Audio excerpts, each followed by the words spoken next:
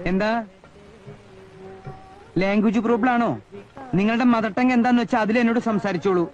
ഏത് ഭാഷയാണെങ്കിലും ഞാൻ റിപ്ലൈ തരാം. മറാത്തി, തെലുഗു, കന്നഡ, മലയാളം. ആരൊക്കെയാണ് നിങ്ങൾ? അനന്തപത്മനാഭൻ ഇവിടെയല്ലേ താമസം?